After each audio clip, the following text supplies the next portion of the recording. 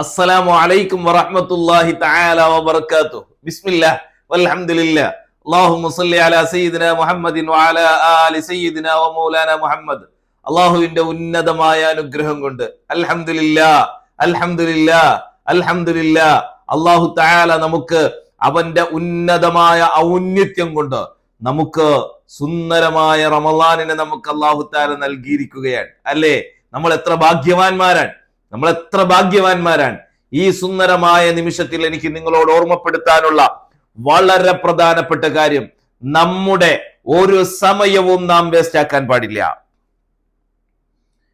ഒരു സെക്കൻഡ് പോലും നാം വേസ്റ്റ് ആക്കരുത്. സുബ്ഹാനല്ലാഹ്. മുസ്ലിമായ മുഅ്മിനായ വിശ്വാസിയായ ഓരോ മനുഷ്യന്റെയും ഒരു സെക്കൻഡ് പോലും വേസ്റ്റ് ആകാതെ മുന്നോട്ട് കൊണ്ടുപോകാനുള്ള കൃത്യമായ ആസൂത്രിത പ്ലാൻ വിശുദ്ധ ഇസ്ലാം നമ്മുടെ മുമ്പിൽ വെക്കുന്നുണ്ട്. നാം ഈ വിശുദ്ധമായ ദിനരാത്രങ്ങളിൽ നാം ഓരോ ചവിട്ടുപടികളിലും ഓരോ പോയിന്റിലും കൃത്യമായ നിയ്യത്ത് വെക്കണം, കൃത്യമായ നിയ്യത്തുണ്ടാകണം.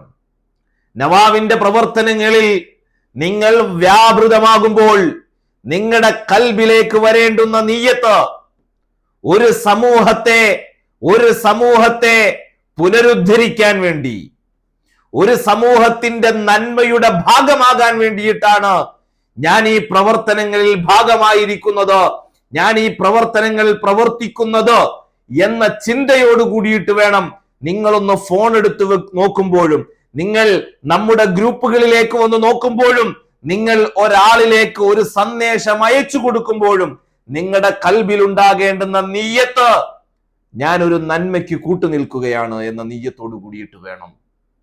എന്നാൽ നാം ഷെയർ ചെയ്താലും നന്മകൾക്ക് കൂട്ടുനിൽക്കുന്നതിന്റെ പ്രതിഫലം നമുക്ക് കിട്ടും. അതാണ് ഞാൻ പറഞ്ഞത്, ഒരു സെക്കൻഡ് പോലും നമുക്ക് ഈ റമളാനിൽ വേസ്റ്റ് ആക്കാനില്ല. ഒരു സെക്കൻഡ് പോലും പാഴല്ല നമ്മുടേത്. പ്രവർത്തനങ്ങളിൽ സജ്ജമാകുന്നതോടൊപ്പം പ്രത്യേകമായ സൽക്കർമ്മങ്ങൾ നമ്മുടെ ജീവിതത്തിലേക്ക് ചേർത്ത് വെക്കണം. ഖുർആൻ ഓതൽ, സുന്നത്ത് നിസ്കാരങ്ങൾ അധികരിപ്പിക്കൽ, അതോടൊപ്പം നമ്മുടെ പ്രവർത്തനങ്ങളിൽ കൃത്യമായ നിയ്യത്തുണ്ടാകണം. കൃത്യമായ നിയ്യത്തുണ്ടായാൽ നമ്മുടെ പ്രവർത്തനങ്ങൾ മാഷാ അല്ലാഹ് ഇബാദത്താണ്. നമ്മുടെ പ്രവർത്തനങ്ങളിൽ കൃത്യമായ നിയ്യത്തുണ്ടായാൽ ഇബാദത്താണ്. നന്മ പ്രചരിപ്പിക്കുന്നതോളം വലിയ ഇബാദത്ത് മറ്റൊന്നില്ല. അതുകൊണ്ട് എന്റെ പ്രിയപ്പെട്ട സഹപ്രവർത്തകരോട് ഈ വിശുദ്ധമായ ദിവസത്തിന്റെ പരിശുദ്ധിയെ നിലനിർത്തിക്കൊണ്ട് വേണം നാം ഓരോ ചുവടുവെപ്പുകളെയും മുന്നോട്ട് കൊണ്ടുപോകാൻ. ഓരോ ചുവടുവെപ്പുകളെയും മുന്നോട്ട് കൊണ്ടുപോകുമ്പോ നിയ്യത്ത് വേണം. ഇത് തന്നെ ഇന്നത്തെ ക്ലാസ്സിൽ പറയാനുള്ളത്. ഇത് തന്നെയാണ്. ഈ റമളാൻ 30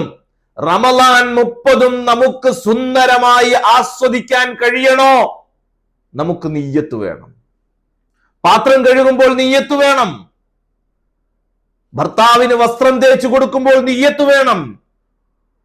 കുട്ടികളെ ഒരുക്കുമ്പോൾ നിയ്യത്ത് വേണം. നാം നമ്മുടെ വീട്ടിലെ പ്രവർത്തനങ്ങൾ കഴിഞ്ഞ് നവാവിന്റെ പ്രവർത്തനങ്ങളിലേക്ക് സുസജ്ജമാകുമ്പോൾ അവിടെയും നിയ്യത്ത് വേണം. ഞാൻ നന്മയ്ക്ക് കൂട്ടുനിൽക്കുകയാണ്, ഞാൻ നന്മയുടെ പ്രചാരകയാകാൻ ആഗ്രഹിച്ചുകൊണ്ടാണ് പ്രവർത്തിക്കുന്നത്. അതിന്റെ ബൈ പ്രൊഡക്റ്റ് ആണ് എനിക്ക് കിട്ടുന്ന ഹദിയകൾ. അതിന്റെ ബൈ പ്രൊഡക്റ്റ് ആണ് എനിക്ക് കിട്ടുന്ന കൂലി.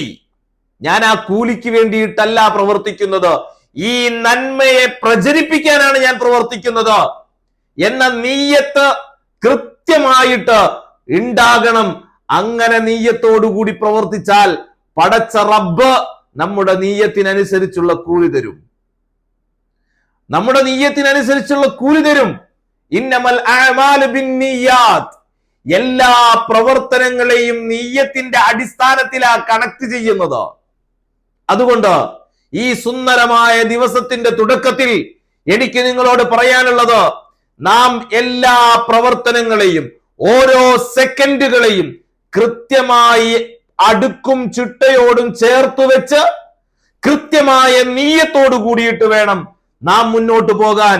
അല്ലാഹു സുബ്ഹാനഹു വ തആല ഈ വിശുദ്ധമായ മാസം പടച്ച റബ്ബിന്റെ മുമ്പിൽ നമുക്ക് സാക്ഷി പറയുന്ന മാസമാക്കി പടച്ച റബ്ബ് മാറ്റി തരുമാറാവട്ടെ. വസ്സലാമു അലൈക്കും വറഹ്മത്തുള്ളാഹി തആല വബറകാതുഹു. സല്ലല്ലാഹു അലാ മുഹമ്മദ് സല്ലല്ലാഹു അലൈഹി വസല്ലം. സല്ലല്ലാഹു അലാ മുഹമ്മദ് സല്ലല്ലാഹു അലൈഹി വസല്ലം. അല്ലാഹുമ്മ സല്ലി അലാ മുഹമ്മദ് യാ റബ്ബി സല്ലി അലൈഹി വസല്ലം.